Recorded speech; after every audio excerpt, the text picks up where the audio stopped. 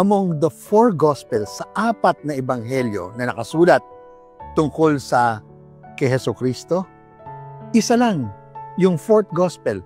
Sabi nila, the Gospel of the Beloved Disciple, siya lang ang nagsabi na bago sila maghuling hapunan, hinugasan muna ni Jesus ang mga paa ng mga apostoles. At alam nyo, itong paghuhugas na to, servidor lang, servant lang po ang gumagawa. And the master said, me, a master, a teacher of yours, I washed your feet. You must wash each other's feet. Pero ito pa po mas matindi. Kahit alam niya na meron sa kanila na magkakanulo, will betray him, si Judas. And Peter will deny him 3 times. Ginawa pa rin niya to serve them. Hinugasan pa rin ang kanilang mga paa. Sa kabila noon, ibig mo sabihin ay, si Jesus unconditional. Hindi mo mas mapapantayan ang uri ng kanyang paglilingkod. Bakit? Marunong siya magpakumbaba. Ang sino man na gustong magmahal, kailangan magpakumbaba at sabihin sa kanyang sarili, kahit walang kapalit, mamahalin ko pa rin, pagsisilbihan ko pa rin. I think that is one angle of this Holy Thursday. Kaya nga po holy kakaiba po Holy means kakaiba. Iba po ang nangyari sa simula ng huling hapunan. Pero may pangalawa. Ano po yung pangalawa? Di ba naghain si Jesus ng hapunan? Tinatawag niyang Passover meal. At ang ginawa niya ay yung tinapay. Sinabi niya, ito ang aking katawan. At sabi niya doon sa alak, ito ang aking dugo. Ang una nakatanggap ng komunyon, the Eucharist, ay ang 12 apostoles. Kasama na naman si Judas. Kabilang pa rin si Pedro.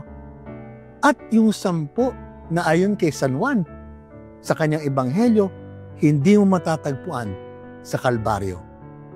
Isipin nyo na lang hindi lang siya naglingkod naghugas, binigay pa niyang buong sarili niya sa Eucharistia. Ito ulit ang kakaiba sa Panginoon sa Holy Thursday. Iba na nga siya maglingkod, magpakumbaba, magmahal. Iba pa siya ng pagbibigay. Ang binigay niya, hindi regalo. Hindi yung parang makukuha mo. Kanyang sarili, mauubos siya. Ang aking katawan, given for you. Ang aking dugo, shed for you. Alam niyo, madali po sa ating buhay ngayon. Pariga-regalo tayo syempre, pag nagbigay ka ng relos, nawala ka ng relos. Kunyari, nagbigay ka ng buhay mo. Abay, nawala ka na lahat. Yung relos, mababalikan mo uli yun Mabibili mo uli yun Ang sarili mo, mauubos. Iba yun. Iba talaga ang ginawa ni Jesucristo on this Holy Thursday. Pag nagtanod po tayo, pag tayo nagsimulang to give a holy hour of this Holy Thursday for the Lord, consider natin gaano niya tayo kamahal at ang hamon niya pag tayo sumunod sa Kanya, siguro gusto niya maging ganun din tayo. Una sa ating kapamilya at maging sino man na marahil ay hindi tayo masusuklian.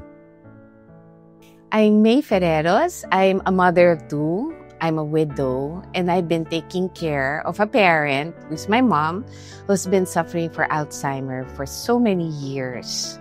When my dad died noong 2007, my mom was 71 years old. Akala ko yung forgetfulness niya was just due to her age. She was getting forgetful, so nagmo-mood swings na siya. So since I was a housewife, I would usually clean the house, I would cook for her. Yung mom ko kasi medyo mapili din sa food yan. So syempre to satisfy a parent, magluluto ka ng mga things na favorite niya. Diba, alam mo naman tayo, pag nagluluto tayo, hindi lang naman 5 minutes ang luto, diba? You would do it heartfelt, oras minsan yan. Pero once it reaches her mouth, ayaw na niya. Mag-o-order na lang yan sa KFC, mag-o-order na lang yan sa McDo, kasi hindi niya gusto yung luto mo. Nasasaktan ako. And even if pupunta kami for her checkup, sasamahan ko siya, pipila ka sa Mercury drug kasi nga ang haba ng pila for senior citizens, hindi niya nakikita yon sa akin. Mom ko kasi, may anxiety and depression yan eh. So pag may anxiety or depression ka, mas nakikita niya yung bad than the good, than negative things. So kahit meron kang ginagawang mabuti sa kanya, parang all of a sudden erased yon. Na-highlight yung negative na ginagawa. So talagang na-harbor ko yung hurt sa puso ko na parang until one day, sabi ko, Lord, parang ang hirap nito na kahit na anong gawin kong service sa mom ko, she would praise other people more. Mabuti pa yung anak ni ganito, inaalagaan siya. May parinig siyang ganun, but she doesn't see yung service ko for her. So I've been dealing with that for so many years. And ang masakit pa dito, nung time na namatay yung husband ko in 2019, sabay pa talaga lahat ng emotions ko. So many emotions are there inside. Tapos sasabay pa yung mom ko na minsan nagde-depression, minsan masakit ang sinasabi, na very not appreciative of the things that I'm doing. So I've been dealing with my pain and my grief, and I'm also dealing with somebody who forgets a lot. So, hindi ko tuloy alam kung anong uunahin ko, yung grief ko ba o pagsisilbihan ko yung mom ko. And that was really a very hard time for me. Ang hirap na mag-alaga ng isang parent na may Alzheimer. So, I prayed to the Lord. Sabi ko, Lord, parang ang sakit na masyado. Bigyan mo ko ng lakas para maalagaan ko yung mom ko kasi prinamis ko yan sa daddy ko na aalagaan ko siya. And then He made me realize, kung ako nga, di ba kay Judas, kahit na alam ko na ibebetray niya ako, pinagsilbihan ko pa rin siya. So when I got that inspiration, gusto kong kausapin si mami ko. Kasi mom, gusto kita maintindihan So sinabi ko talaga lahat ng sama ng loob ko sa kanya. So ko, mom, ba't hindi mo man ako ma-appreciate? Minsan, sa galit niya, there was a time, kasi dahil sa mood swings ng kanyang pagka-Alzheimer, nasuntok niya ako. Ganun yung mood swings niya. So, I felt so hurt. So, sabi ko, Mom, ang sakit naman ito.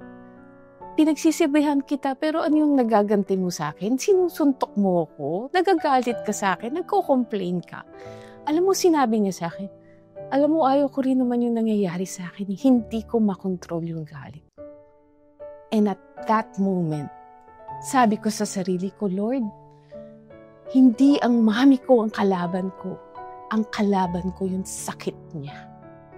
So only then I realized, ko, Lord, mas mamahalin ko siya ngayon. So kahit every time murahin pa ako ng mami ko, mag-complain pa siya sa ibang tao kung ano yung nagagawa o hindi ko nagagawa, I will not take it against her kasi I will keep in my mind, ang kalaban ko, yung sakit niya, hindi siya. So mas namahal ko yung mami ko. Naalagaan ko siya. Napapalitan ko siya ng diaper, napaliguan ko siya, napagsilbihan ko siya. Kasi naaalala ko yung time na yun, nung bata ako. Ganun din yung ginagawa niya sa akin. So I came in full circle with my mom. So when she passed away noong 2023, our last words to each other was, I love you. So for me, yung pagkababa ng loob at pagkaintindi ko sa kanya, doon ko na-realize, yun ang pagmamahal. Hindi kailangan ibalik sa'yo yung binibigay mo. Mahalin mo lang siya, and pretty soon, si Lord ang magbibigay ng pagmamahal na yun. Dahil hindi ko naramdaman yung buo ng pagmamahal ng mami ko until I have served her well. So, praise be to God na because of service and humility, naramdaman ko sa mami ko na mahal niya ako until the